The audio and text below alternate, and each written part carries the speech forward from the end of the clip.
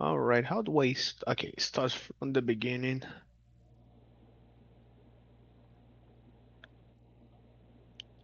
Started from. Okay, so evening everyone. Welcome to the English conversation for For this presentation for this week and by popular demand at the WhatsApp group. We're going to talk we're going to use a different approach, a more technical one. Nothing as fancy as the Tuesday meeting, which is in Portuguese and has all the right to be very technical. But something that we can discuss at the end of the presentation, have a live code session together as well. I tried to mix between a slide reading and some Q&A, just not to be only my side reading. So yeah, for today's topic, we're going to talk about S3, which is an object storage and Spring Boot with the RustFS, which is which is a tool where we can use like a local instance of S3, which exposes a common interface with the Amazon service, but it's free, open source, and can run locally. So yeah, as explained prior in the prior sessions, we have three main uh, ways to lead this conversation. So pick and read. The review and learn actually will not have because it's via slides, not a dynamic, not a dynamic HTML, and discuss and explain. So that's how we've been doing for, I guess, since we started with the English presentation here in the Jig community. And here are some cheat sheets if you guys would like to print now, so you can use it. And I do encourage so because you can improve your English. So yeah.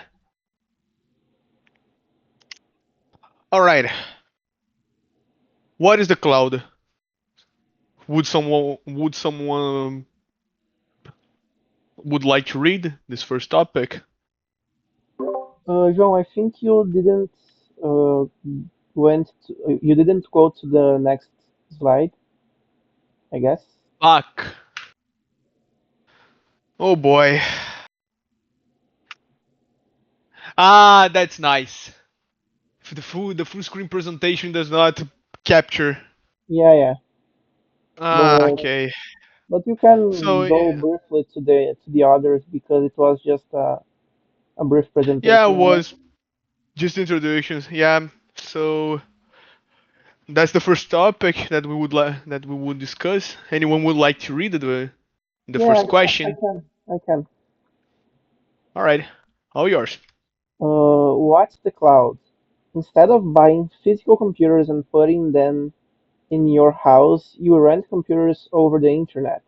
Companies like Amazon AWS, Google GCP, and Microsoft Azure manage these physical servers. You just pay for the storage space and processing power you use, saving time and money. Discussion prompt: have you ever created an account on AWS, Azure, or GCP? How was your first experience with the dashboards?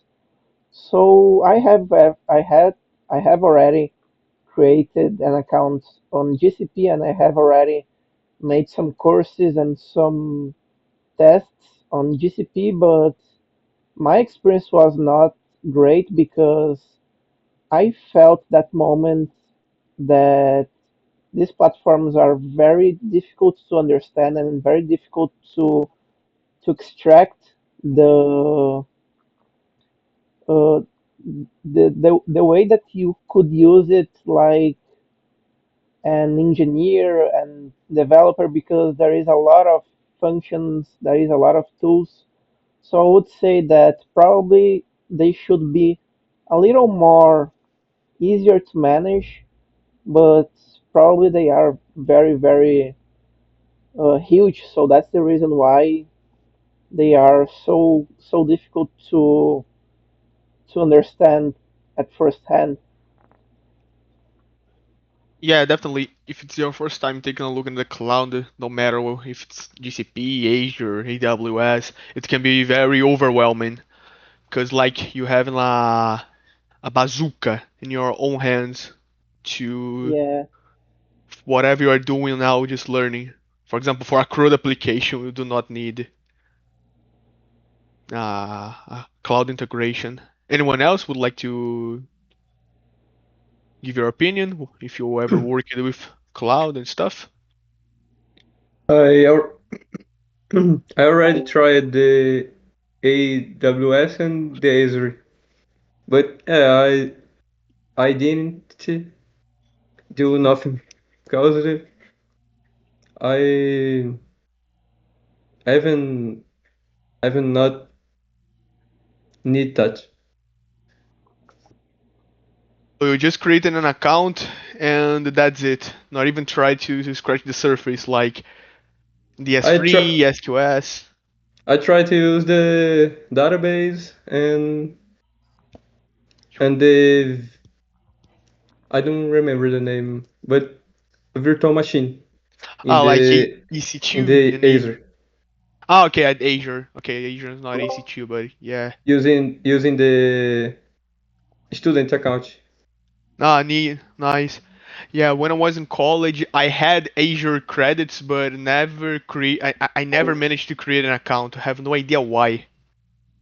And when I tried it, it asked for my credit card, even though it was a, in theory, student email, and I was quite, oh hell nah, I will not use my card here, even if it is for free.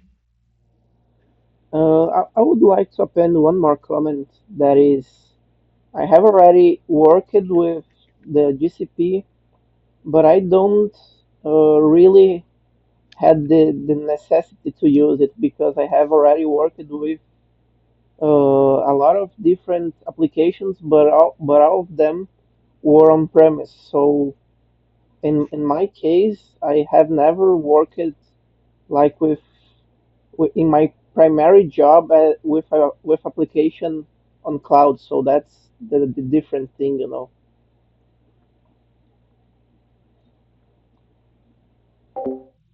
All right. So so yeah, more level, entry level question as well. The rule of an API.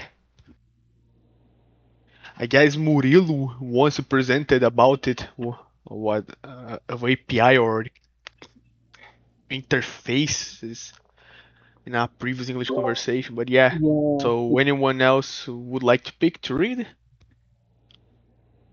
I can. All yours.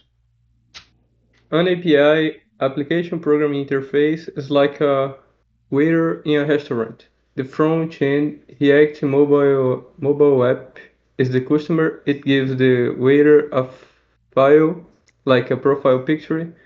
The waiter or Spring Boot API takes that file, goes to the kitchen, object storage as S3, and saves it safely. Discussion prompt. How do you usually explain what an API is to someone in your family who is not a programmer? Uh, I just say that's the logic behind the program, the site is which do all things important, basically. Fair enough. It's quite hard sometimes to explain technical stuff for someone who's not as technical. mate. I will never forget the presentation of Murilo because he could explain to me in a very easy way what is an interface. So probably an API it's just a point that you connect to like a part of the computer that you can connect a cable. So I would say that an API it's just an interface, just a point that you can plug to retrieve information. Yeah, I remember his example of the remote control. It was crystal clear. Yeah, it was very nice. So, alright, let's move on to the next topic, which is object storage versus a relational database. Anyone else would like to read the next slide and discuss? Could I read? Sure thing, mate. Good evening, everyone. Object storage versus relational database. Relational databases, SQL, organize data into structured tables, columns, and rows.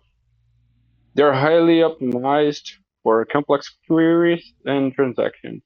Object storage keeps files in as objects in a flat structure.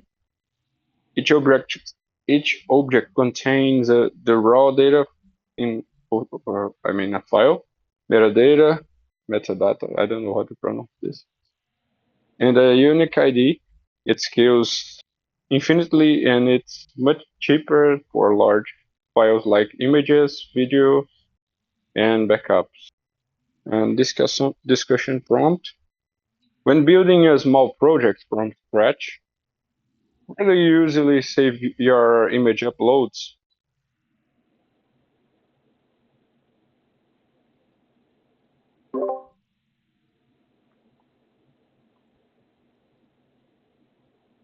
You can answer as well, man. Uh, that's the point. I let me think about this. You never What have do developed such an application. I mean, like in relational databases, yes, but this way of object storage, like I don't know if it's all in related to cloud, is it? Mm. Uh, it's quite different approaches. We, how can I explain it? You know Google Drive, for example, or Yes. the Microsoft one. I forgot the name. The OneDrive. In a very very simple explanation, object storage will be like this, where you save blob data. No need for Uh, relationships at all. is it like the buckets okay. that we have in GCP? It's like what, Lorenzo? Sorry. Buckets. Exactly. Okay. And a bucket, we can say it's S3. The Amazon S3. Oh, There's And nice. blob storage in Azure. yeah, because blob is just acronyms. If my mind don't say so, it's binary blob meaning blob is blah blah blah blah blah in software. It's a binary large object. Is acronyms for this. So going back to the discussion prompt, have you ever used when developing a small application from scratch? How do you usually save this kind of data? Do you use a database? Do you upload to the server? Um, do you go to the do you save it somewhere else? I usually I just store it in a folder within the server. Alright, just be very cautious about it because it can have some serious problems, and that's where the object storage comes to the rescue. And we'll see it in a short while. Anyone else would like to complement? All right, I will take it as a no. All right, blobs in database. Who else has not read and would like to? Samuel would like to volunteer, or more as a listener only.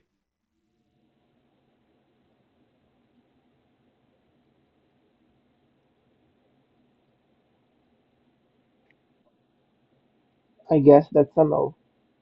Yeah, so do I. Okay, can read. So blobs in the database. Databases are built for structured queries, not serving massive binary files. Blobs. Storing files directly in the DB bloat its size immensely. It makes database backups is incredibly slow and expensive. It hurts overall application performance and consumes unnecessary memory. Which, by the way, you can save actually data to the database. It's not forbidden. But a matter of fact, in SQL Server, I guess there is a data type called blob for this kind of operation. But again, it's not the recommended way for due to scalability concerns. So moving forward for the discussion prompt. Good evening, André. Have you ever seen a database crash or slow down because someone has saved huge images in a blob column? Well, for my personal experience, not blob, but I worked in a project a few years ago where we had a MS Access database which had like more than 10 gigabytes of data, so it was constantly crashing. What about you guys? Any bad experiences?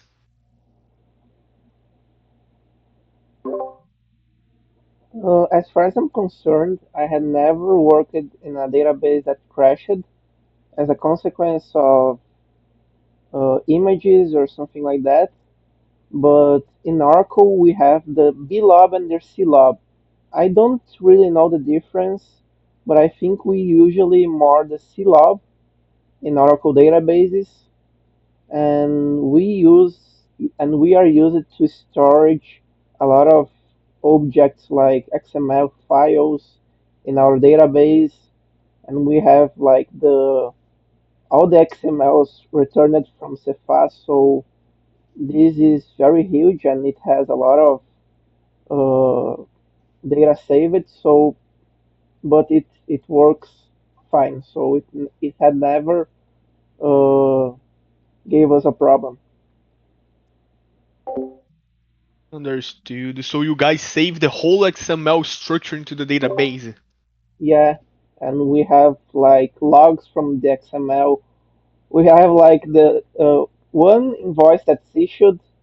We have like I don't know 15 XMLs saved because of the logs of the application, and it saves a lot of data from one invoice.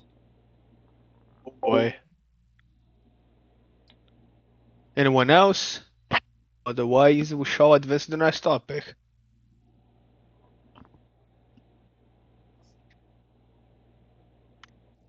Alright. So some course concepts of S3. When anyone else would like to volunteer for the reading? Andre, do you like to read maybe or just listening? Okay, I guess that's just listening. So I could I, João? For sure. So core S3 concepts, but the root container. Think of it as the main drive or the highest level folder where all your files live. Object, the actual file itself, plus any custom metadata attached to it, like content type or author. Key, the unique identifier or full path name of the object inside the bucket.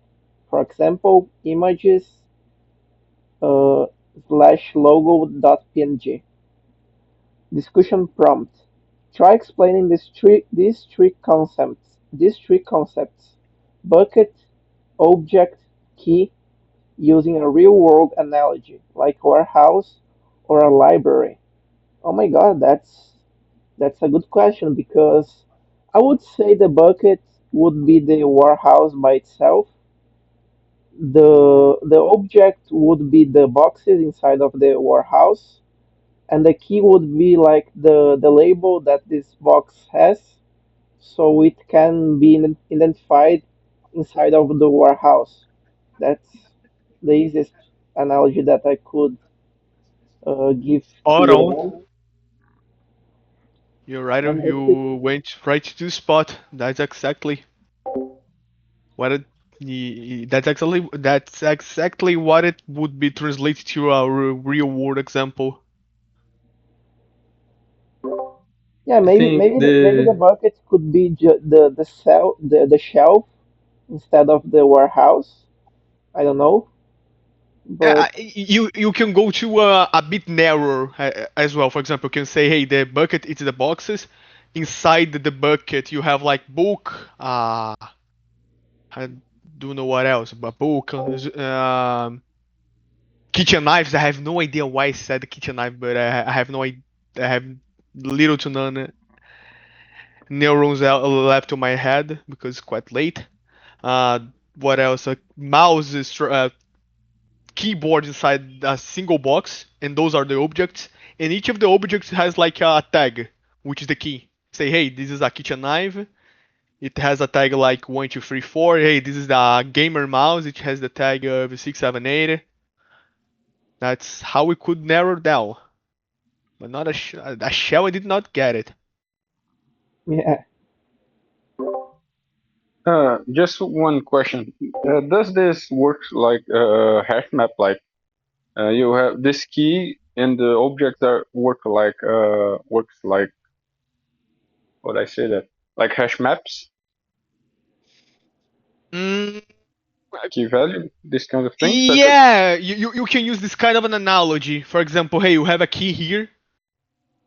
I want to find an object which this key pertains. For example, I have no idea what other example I can give using like the hash map, but let me think. For example, the book and the it key, which is 1, 2, 3. Hey, I want to find this book. What its tag 1, 2, 3. So yeah, you can say like it's a hash map or dictionary, better saying. You can think of this concept as well. But not as a day-to-day data structure, but in a more massive way. and we Okay. usually use it for files. Yeah, exactly. Not for data type, but for files, for blobs. Mhm. Thank you. The, you're welcome. So I think, Gabriel, you were about to talk something or not? I think the bucket would be the library, the object could be the books, and the key could be the ID in the system or the names of the books. Perfect. That's it. Yeah, All right. A few more slides to go before we go to the hands-on approach. So local files and microservices. Anyone else would like to read?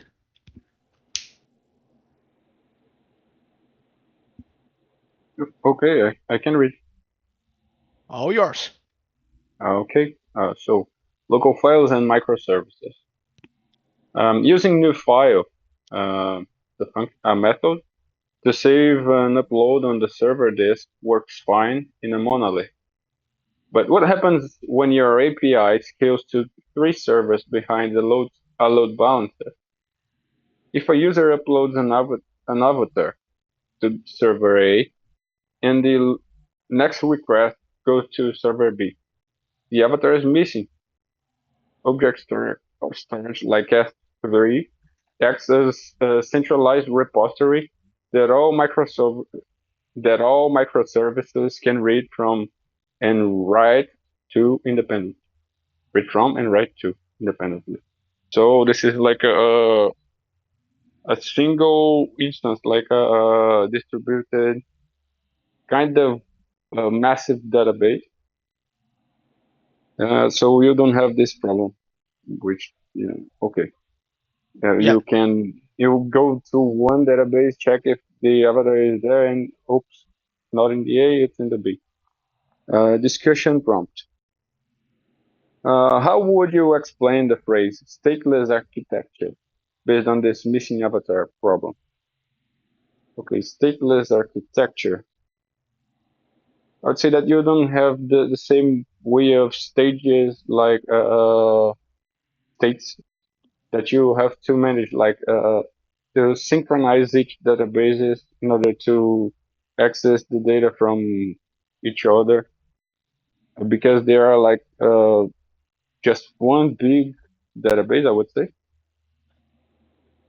Actually, stateless architecture is like is where the server does not store client session data between requests. It would be the more appropriate definition. Okay. But And uh, why is the client side saved file? I didn't get it. no, it's not the client, the server. Oh, okay. It's the server side. And this explains a bit of the third slide, I guess, because where we were talking, hey, when to use an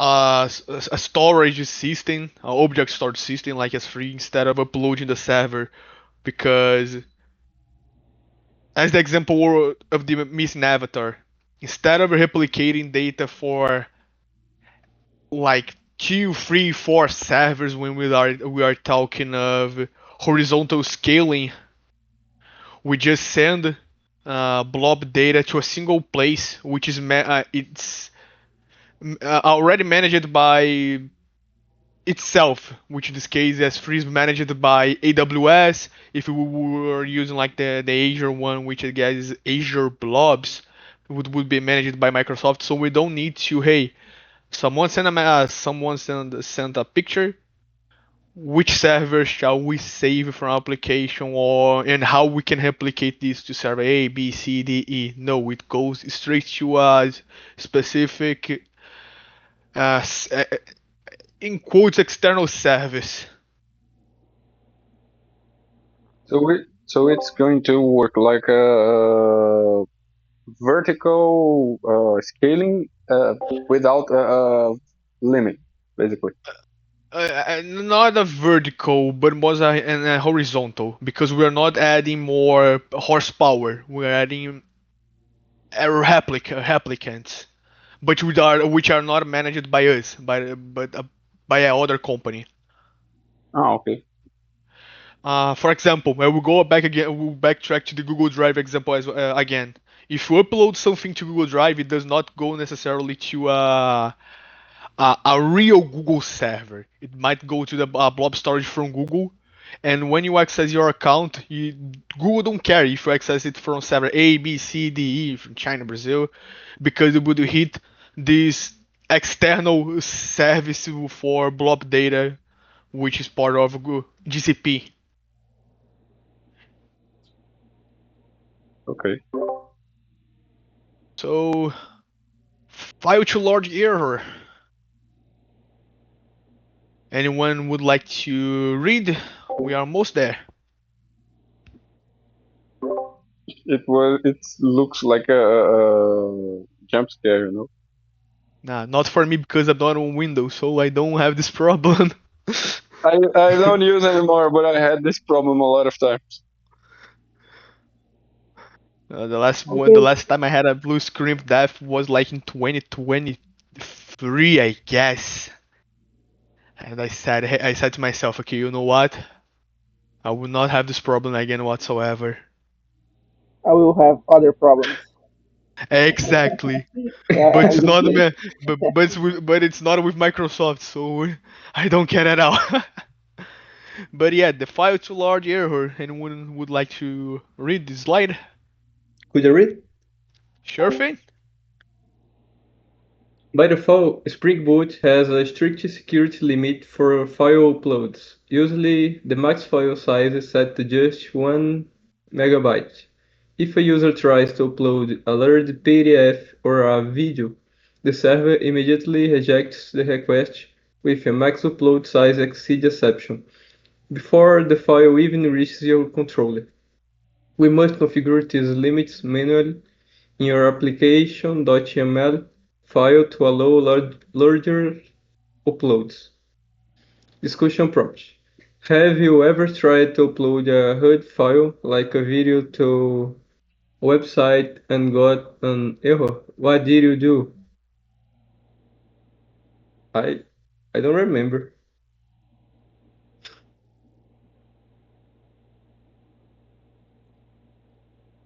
Well, Let so, me think. for example, some websites have limits for upload files. For example, there Ah, is yeah. a website that I used to use for video editing, and The the I love PDF. one of them you have a limit. You cannot, for example, hey, I will upload the Bible like 1 GB of PDF. The site will block you and say, hey, no, my friend, too lied, too lied. I just split them in more PDFs. Which is perfectly fine because it's not a single one huge for van. But you do not have the convenience like, hey, just a single file and will be stored there. I've I've had a problem in my internship with videos with Spring Boot.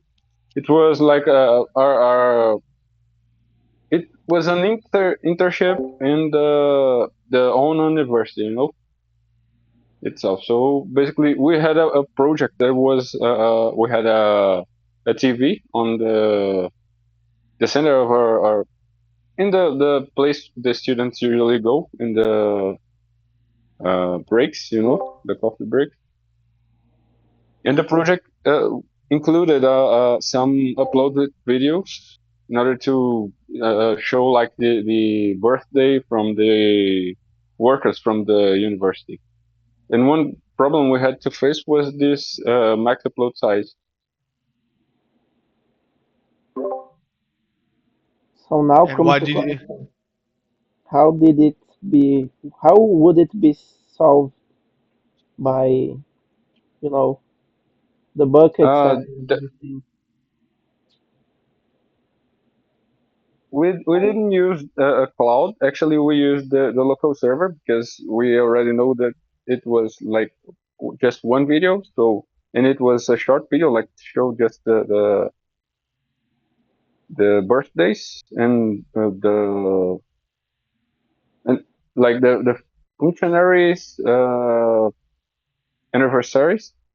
And basically we just use that in the maximum, like on and the biggest size possible was like 15 megabytes. So we just set a limit in the properties and it was solved. so you guys just increased the limit of how much file can be? Yes, but because the video was too short, so very short actually. Understood. Yeah, it depends on the resolution that the person recorded. So, for example, 4K video in 5 seconds can be very large and has just few secs. All right. So, how do we access the file? That's more as a niche question for S3 and So the usage how, person. Oh, so uh, sorry. okay, if I can, how do we access the file? Public URLs. If the bucket policy is public, anyone can access the file directly via an HTTP URL. It usually looks like the URL, pre-signed URLs. For private files, the backend generates a temporary URL that grants access for a limited time, for example, 5 minutes without making the entire bucket public. So yeah, discussion prompt. If you were building an application like WhatsApp, would you use public URLs or pre-signed URLs for your photos? Why? Oh my God.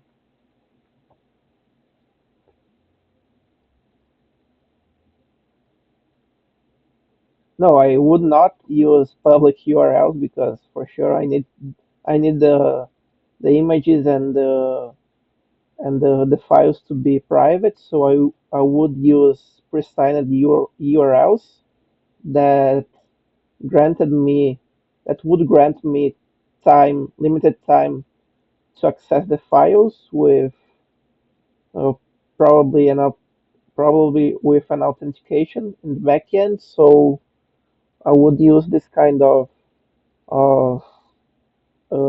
access to the files. I don't know. What do you think? If anyone has an idea on it? Makes sense. Especially that we don't want to make it public for everyone, just for you and your contacts. Not, for example, hey, like a man on the middle, see what you are doing with your messages. So yeah,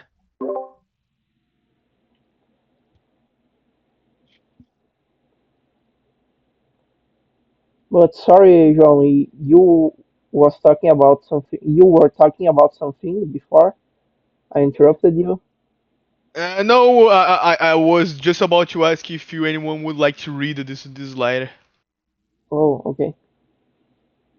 So if it's not clear for everyone which the difference between the public URLs and the pre-signed ones, uh, when we upload add some data to a bucket in S3, we have a public URL by Amazon.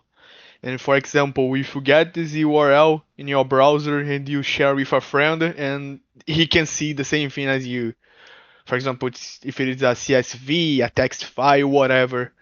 But the pre-signed one you must be like authenticated to see it. So if you enter in a system which uses Amazon S3 to save data and gives you in your session an URL, just you will be able to see. Not if you try to share this link with someone else, it would like get forbidden or unauthorized. So moving on,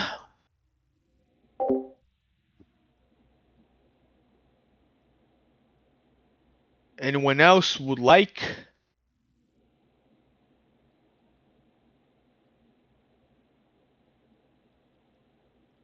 Patrick, Samuel,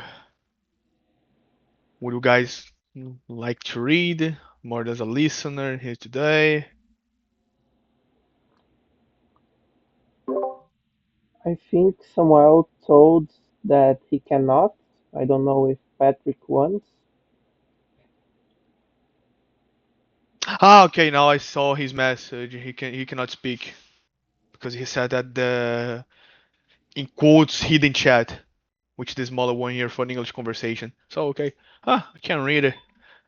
So the S3 API has become a de facto standard protocol for object storage, supported by almost every cloud provided and self-hosted solution in the market. The industry census. The discussion prompt. Why do you think the market adapted Amazon specific API as a universal standard instead of creating independent open protocol? I would say because it's has so much time in the market and is already very mature. So no need to reinvent the wheel. Yeah, and sometimes it's easier to just adopt one solution that is already working and that everyone can work with. So like JSON, you do not need to reinvent the wheel. You can use JSON even though it was created by someone else. And I don't really know who is the owner, who was the guy that built this protocol, but you know you can just use it. Yeah, it became a standard. So systems can know how to communicate between themselves. Imagine system A sends to system B in text file, system B sends to system C as JSON, system C sends to system D as, do you know, a binary file would be a mess. Yeah, mm, for sure. Right. That's also the point of the whole work you would have to build something to place in the place of this. So like Google OAuth, Yeah. it's way easier to use that, even though it's complicated, uh, rather than just build some a huge system of security to your clients, like authentication stuff and so on. Yeah, like using Cloak. I worked on a project which used it. It was like a nightmare. You can customize it as a hell of, but oh boy, it's hard. Of So course. alright. So anyone else? We have just this and three more, and we go to the coding session because it's almost there. So let's go. So Let's finish it. So meet RustFS. It is a lightweight, blazing fast, self-hosted alternative to AWS S3 written entirely in Rust. It provides full S3 compatible API endpoints locally, perfect for local development or CI/CD pipelines without risking accidental AWS billing. Discussion prompt: Have you ever accidentally left a cloud resource running and got a surprise bill at the end of the month? Fortunately, I had never done it before, and I would never do it in the future, probably. But I don't know if some of you have already done it. I hope none of you have ever done it. no, and that's why I prefer to find this kind of offline solutions, not only for S3, but for other tools like the SQS. The more I can avoid pay for something at the cloud, I do. I just cannot escape from the work because at my current job we use AWS, but it's paid by the company.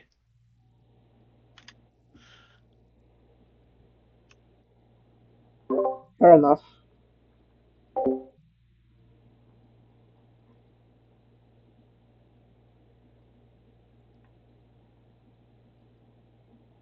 I've met a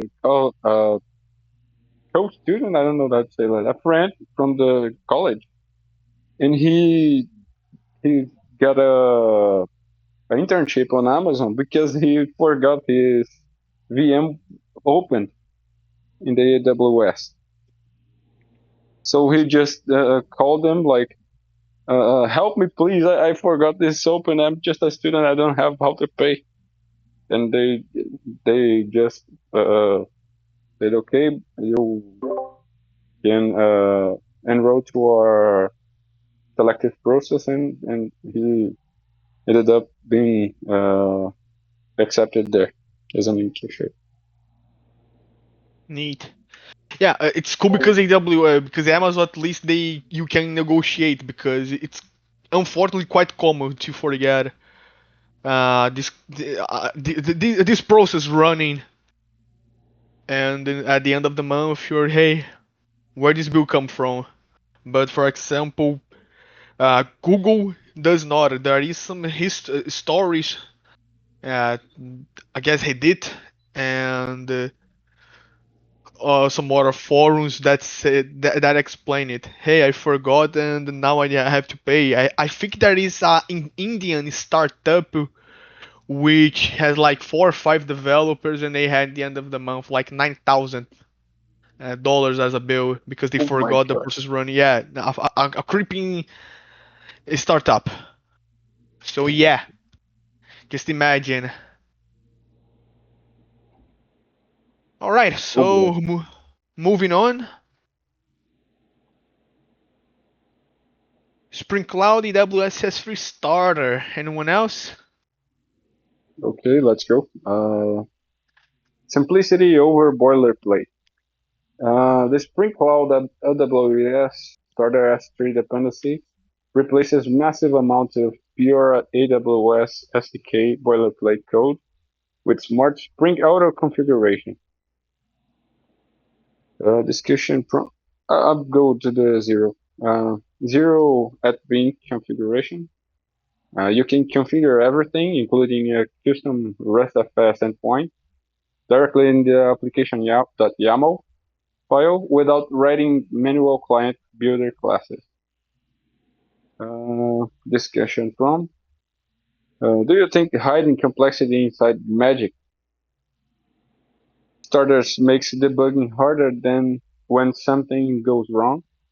Why or why not? I'd say that yes, because it's not often that you will know which part of the boilerplate code is going to fail because it's under the hood when you're uh, using this Spring Cloud, you know. Yeah, I mean, I think a lot before developing the POC here for this presentation if I use the Java SDK for S3 or the Spring Boot one, which is plug and play almostly. And you guys will see in a short. So moving on to the penultimate one, multi-part uploads in Spring Boot. Or yeah, we are basically just 10 minutes before this conversation ends. I think I will skip those two last one because you guys can see in a more practical way. So actually, it had even had a last one like Dev Xprod, but as our time is quite short, we'll skip it. And time for live coding. So I will switch screens here really quick. Show the entire window. Okay. So we start the Docker process here.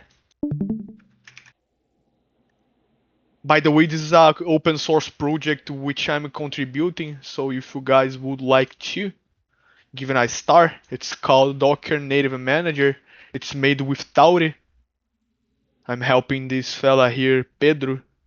He developed the core basics, and I'm helping with the pipeline. So for now, it's only available for Windows, for Linux, but we are planning to embrace Mac and Linux and Mac and Windows in the future. So yeah, I will start RustFS here. The process is that you can use to download RustFS, just start a container of it. You can see at their GitHub page. Their docs are really great. But when you start its Docker container, you will have a web UI, which the login and the user and the password is just RustFS admin, and it has already a baked-in dark support, so it's usable. We can create buckets from a GUI way or use the AWS CLI. I already created a bucket here, which is being persisted due to Docker volumes. And and there is already 3 files here which I've uploaded from the project that I built. So in a nutshell, you only need one package, which is which is the following: Spring Cloud AWS Start S3, which is the easier one, which is already wired up a lot of boilerplate. We don't need the bin of the configuration bin. We don't need to develop the configuration bin. And how it maps, like, hey, what's the bucket name, which is the bucket URL, and so on. We have a YAML file, which you could do via application.property as well, but the YAML I see is more as prettier. We have like the bucket. Oh, sorry. Alright. No, you can go. You can go on. Sorry. Okay, so going back, we only map, hey, what is the bucket name that we're going to use in this section, which is called RustFS, key, value, and another value, which I called my bucket, which is the same one as I created here at RustFS. I'm not using Swagger UI for this presentation. I'm using a tool called Scalar, so this part is not relevant for now. And I have the session for the S3 per se, which I need to pass the credentials. As I'm using RustFS, the credentials are just RustFS admin, so user and password. The region, when we are working locally with RustFS, this session is not even needed. But when we are working with the real AWS stuff, the real S3, it's necessary to say, hey, my service is running at US East 1, US East 2, it's running at China, whatever. You have multiple locations. The endpoint where the bucket it's running, as I'm using uh, RustFS, it's just running via localhost, and the RustFS per se runs at port 9000. The 9001 is just for the web UI, and we have to pass this flag here: path style access enabled equals true, because for RustFS, MinIO, anything that's not the real S3, if we do not if we don't pass this tag, it will crash. We will say, hey, I have no idea how to work with this kind of system. And finally, we are limiting how much the Spring Boot application can access of data. For example, I can only upload up to 100 megabytes, and I will only let you download 100 megabytes from the S3 bucket. And I here just enable the virtual thread because why not? So I have just a simple service class which manages to get by value from the application.yaml the bucket name. Instead of auto-wire, the prefers use via dependence injection via constructor, and we have the methods to upload, which we will create a key and upload it to the S3 instance and return the created key of this item. A way to download a file, which we just pass the bucket and the key. Like, hey, I want to download the book ABC. Okay, give me its IDI. It's ABC. Okay, found it. A method to remove, which is very similar to the download one. It will try to find the the file at the server. So we need to pass bucket key. If it files exists, we just delete it. And we have a way to list multiple files, because a bucket, it's like a warehouse, might have a list of items. And the controller just the good old has controller from Spring, not as nothing that fancy. We just pass a route when we are like uploading a file to the to S3. We are doing via multipart the form the data value. When we are returning like a list of files that is saved as S3, we return the list of files per se. We have a way to download a file, which we just give a key, and we build like a URL, a download URL with the content that is at the bucket, and a way of delete it, which does not return anything, just uh, response entity no content build. And I had no I did not have to use IO exception, but okay. So talk is cheap. Let me show you guys the code running. All right, RustFS and start the application per se.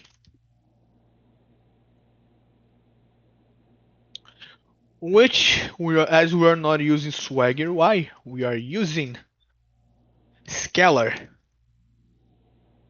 And why Scalar? Because it has a better UI than Swagger UI. That's all. And you have some more other tools as well, like it's already giving an example how you can integrate with Ruby, Node.js, PHP, Python, and much more. You can even have like an integrated AI in connection with MCP. So yeah, how can we upload a file? So it already built a post method here like the curl, and we can test it. So for example, I need to select something from my system, which is via multi-part form.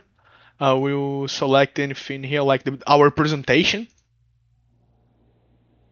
and I will send it to the server. And we get as a return a message saying everything went alright, and the message and the key actually, which was generated, and we can see it directly at the RustFS. The file is already here. And if I'd like to download it, just to confirm it was really uploaded and downloaded correctly, here we have it. What if I'd like to find it via my Spring Boot application, the single file, and download it as well? We just need to copy the key, which is returned, or better saying, hey, I uploaded by accident, I closed it, so I want to find all of the keys that is at the server. So I will just send a new one here, just to have more than one file at the S3, like this one, and this one. Two images and a PowerPoint presentation. We can go to the get method, to the get endpoint, which returns a list of files. We click test, and we have all the files which are saved at S3. And if you see, they are saving the keys as the file name plus appending to a GUID. So we can guarantee that every file is at least in theory different. So for example, hey, I want now to download this PNG. I just grab the ID, go to the get by ID endpoint, go test, and we have the path variable to send. We send, and here we have the image, which we can download. That's And awesome, man. hey, and we have the last one, which is delete. Okay, I want now to delete the PDF that the PowerPoint presentation that we sent. We just copy its key, go to delete method, pass our key, and we send. And it's just a 204, no content. Hey, now let's just make sure it does not exist. And we run. Hey, it's downloaded. What about in RustFS? Is it really deleted? Yes, it is. So, just to wrap up because it's already 9 p.m. In a nutshell, RustFS is one tool that you guys can use to not pay for AWS as free and to learn locally. And that's how. And I use it Scholar as I explained because it's prettier than Swagger UI, and you can extend it to be like a powerhouse. Not only AI integrations, but generating docs for other languages as well, and way more things that it's out of our scope, and different themes. But yeah, so far, actually not so far because I already ended. But any questions, any consideration that you guys would like to point? So far, so good. All Yeah, right, guys. Oh, sorry. I just noticed that the main difference is like you don't have the repositories or the connection with the database like coded in the another layer. You just have to call in the services and it's working. Yeah, Maybe. we don't have an interface for that because it's not like it's a different approach as the JPA repository as not a database. We just need to instantiate this file here called as free template. which is a class already built from Spring AWS Cloud, which gave to us all the methods that we commonly use, like the upload, the download, which is actually the get by ID, and list all the files, the delete ones. So if we enter here, we have all the methods, which is just overrideable. We don't need to like implement an interface. Great, man. Thank you. Pois é, galera. Acho que eu falei também pra caçamba. Então, só os recadinhos finais.